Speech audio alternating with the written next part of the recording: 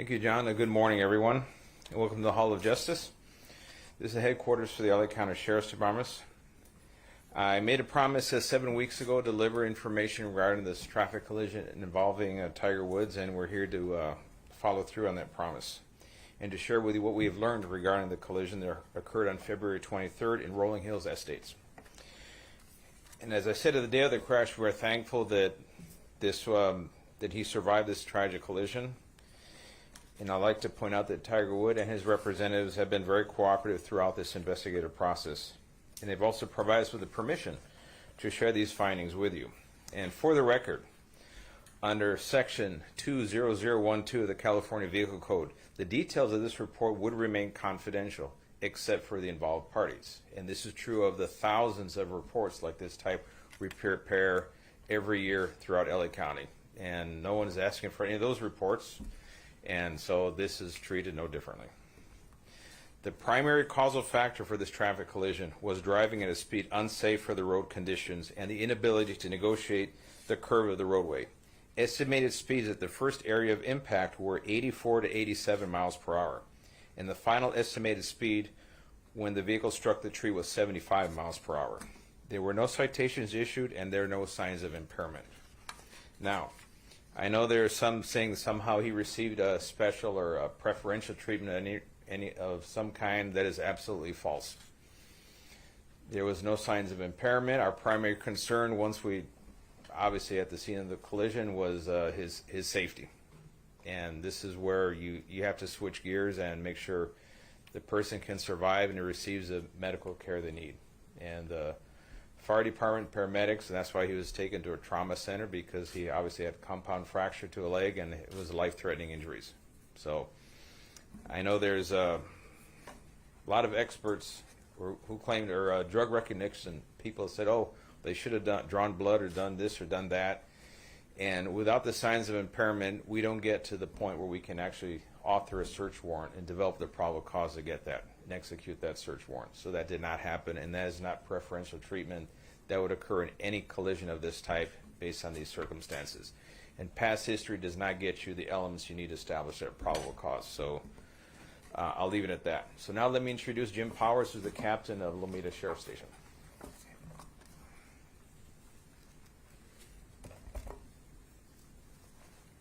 Thank you, Sheriff. Thank you for having me here. Good morning.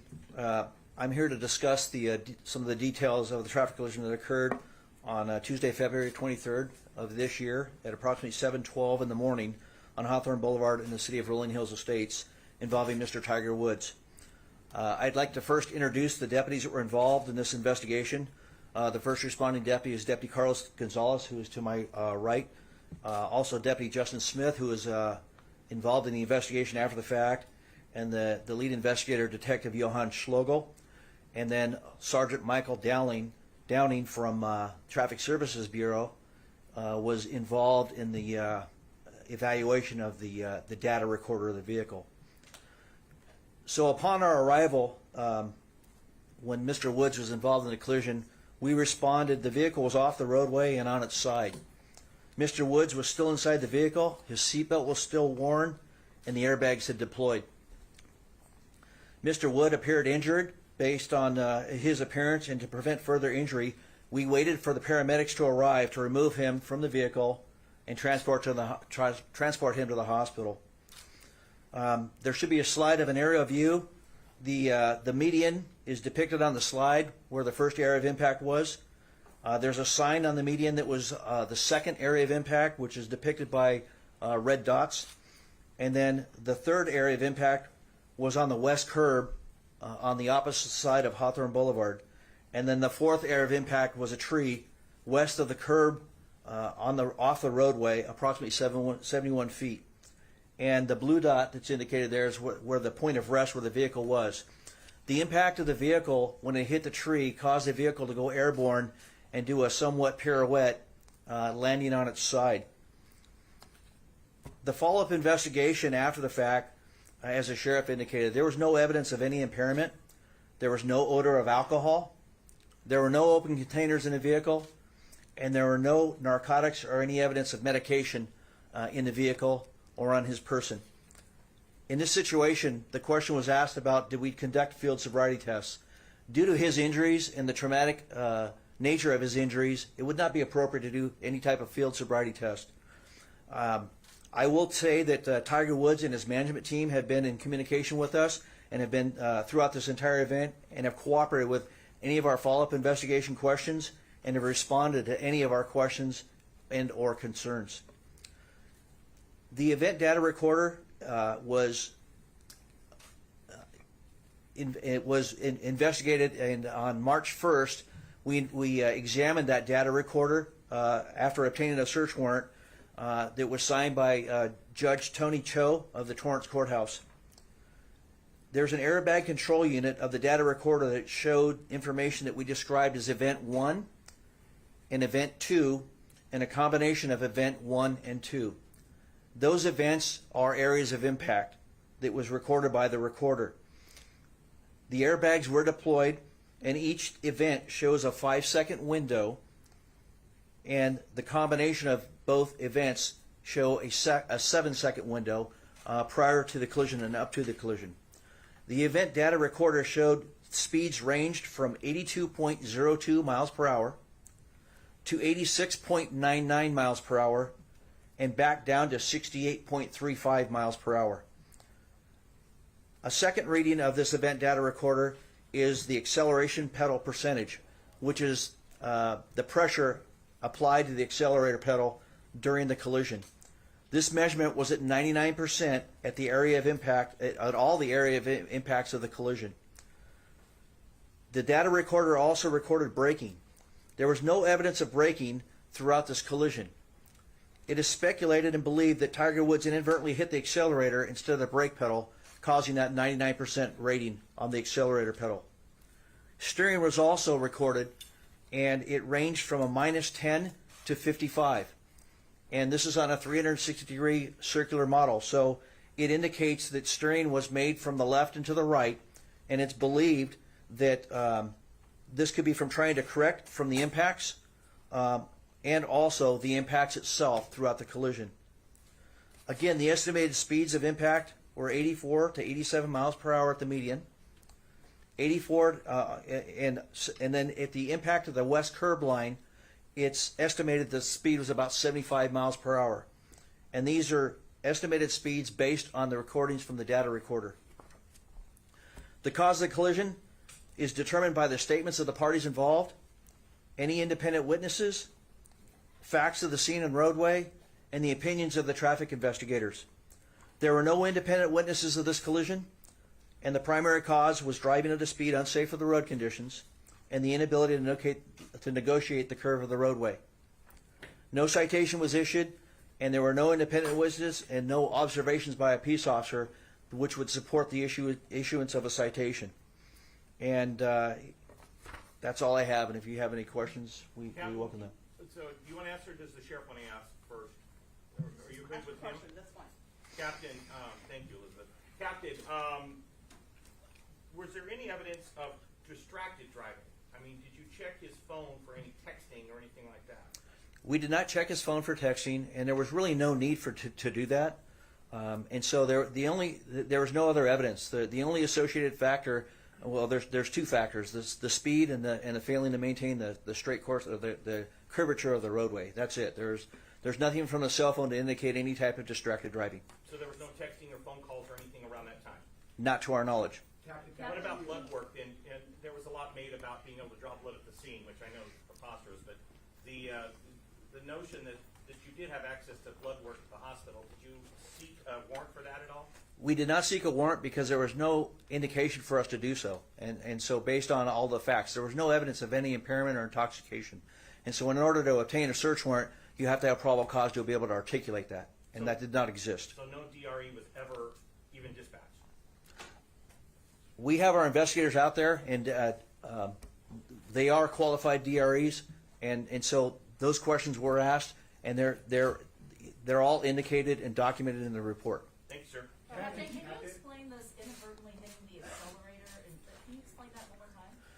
It's believed that when you panic or you have some sort of a sudden interruption while you're driving, your initial impact is to, or your initial thought is to hit the brake, and it's believed that he may have done that, but hit the accelerator and didn't hit the brake. We don't know that. He doesn't have any recollection of the incident, and like I said, that's a speculation. There's zero braking throughout that recording of the data recorder, and it's 99% acceleration on the pedal. Captain, wouldn't it seem to be logical to check to see if Tiger Woods was perhaps distracted using his cell phone or texting before the accident? Well, I mean, it's not going to change anything. The cause of the collision was the speed and the inability to maintain the roadway. And so all it would have been is an associated factor, which wouldn't cause the collision. And our goal is to find out what the primary cause of this collision was, and that's it. Did Captain, you ask him if he consider- was texting or on the phone before the accident? We don't have that knowledge. Captain, considering the fact that Woods was not recalling at all the fact that he had been driving, had no recollection of it, is that not justification for doing a DRE at a later time or potentially blood alcohol test? It's no, but my investigators, as they interviewed him at the scene and at the hospital, the questions were asked, and there was nothing to indicate any type of intoxication. He did answer those questions. He did not. He stated he didn't drink. He didn't. There's nothing. He's not under. He wasn't taking any medication. So those questions were asked and answered. And was there any reason for the excessive speed? Did he justify that at all? At this time, we're going to open it up to the phones. Thank you. Ladies and gentlemen, if you have a question on the phone line, please press 1 then 0 on your telephone keypad. Captain, this yellow line, is that an accurate depiction of the And our steering first question every comes year from away Craig Bickner That's an estimate. with KNX News Radio. Please go ahead. Hi, good morning. Thank you for taking the call. I want to know, based on this vehicle and the way it's configured, it did have some ability for autonomous driving or autonomous capabilities. Do we know if any of those were in use at the time of this collision or before? We do not know that answer to that question, and we did not retrieve any of the information like that from the data recorder. Captain, I think that car's equipped with cameras too. Do you know if they were rolling on this thing? Which camera, sir? I believe that car can be equipped with cameras, like a dash cam. Do you know? I don't believe that car had any cameras equipped. Captain, did Woods give any reason for the excessive use of speed? No, he has no recollection of that collision, so he's not even aware of the speed until it was presented in this case. Captain, how would you describe that speed for that situation? It's unsafe for the conditions, just like the vehicle code reads. The speed limit posted is 45 miles per hour, and he was driving in excess of that, and it caused the collision, so it's unsafe.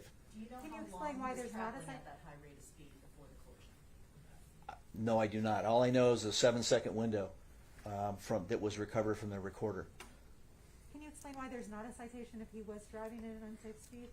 Part of it was because of the circumstances that he endured throughout the collision, and the fact that in order to issue a citation, it usually you have to have something to indicate an independent witness or an observation by a peace officer.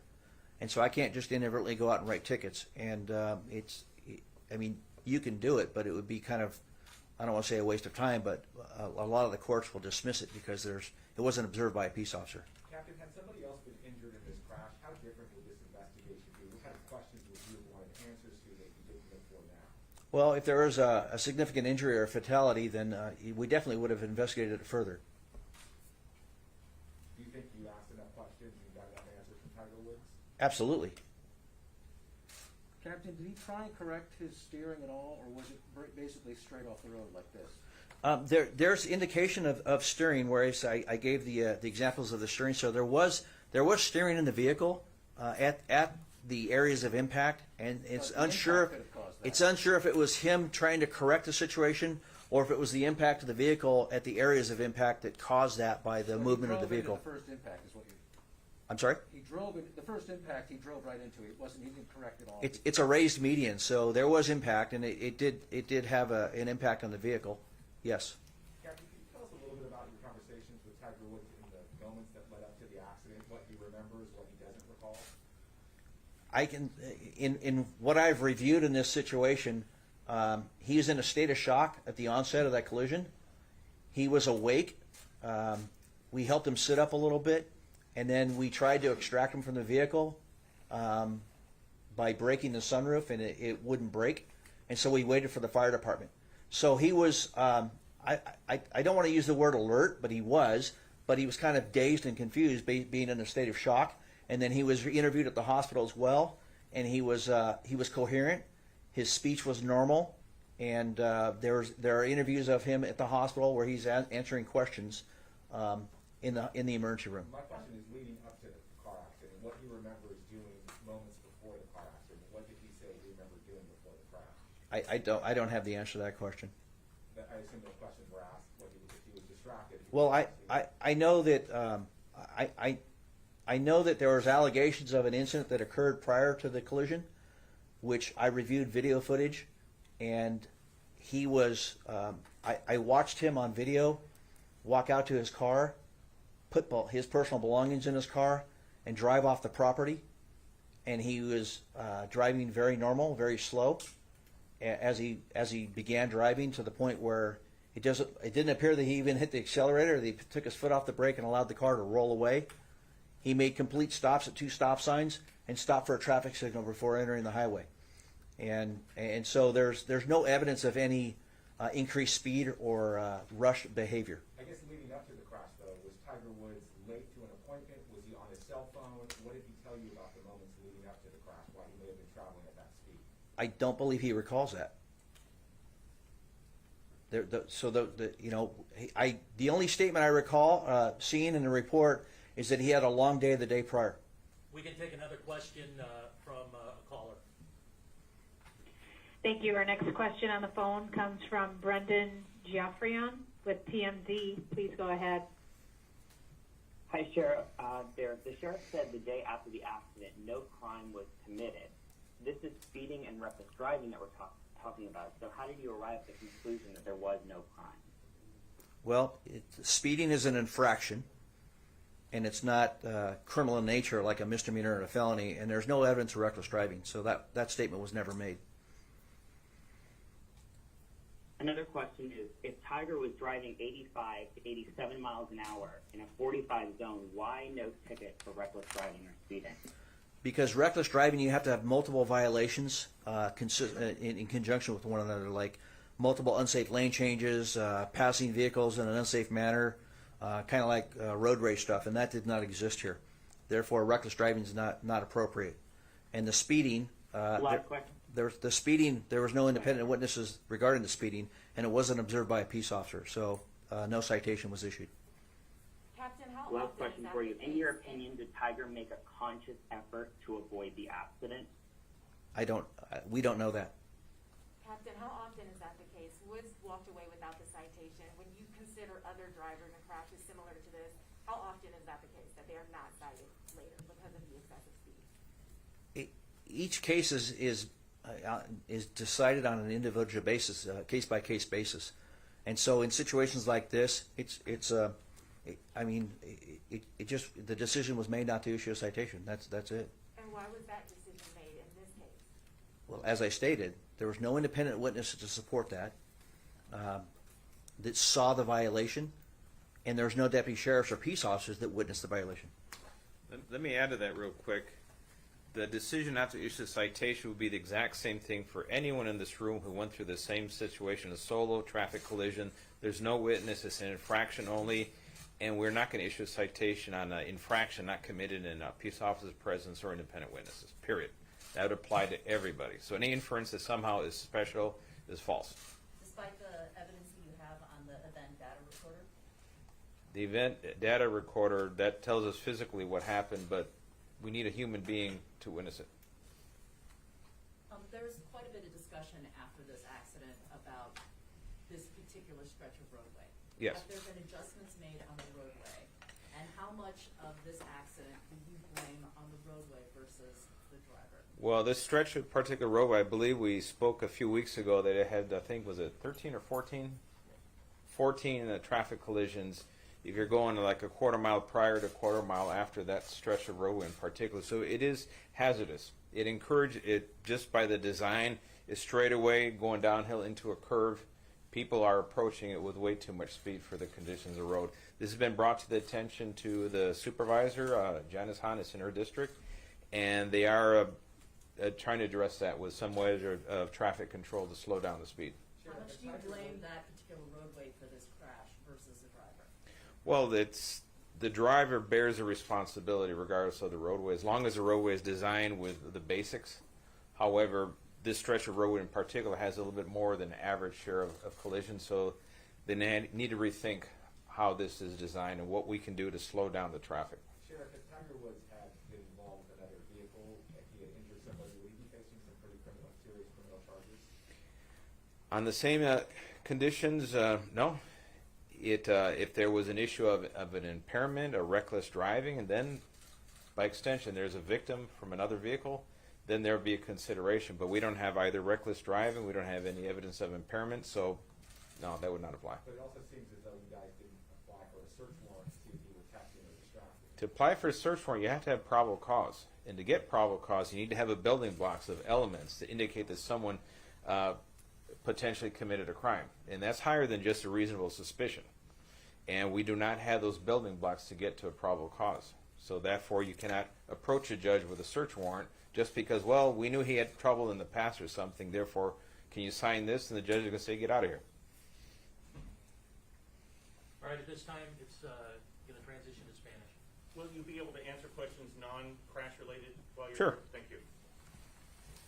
All right, para español, como hice una promesa cuando ocurrió ese incidente con el golfista Tiger Woods, que ese accidente ocurrió el 23 de febrero en la ciudad de Rolling Hills Estate, y gracias a Dios sobrevivió el accidente, que fue muy violento, y tenemos los resultados de esta investigación.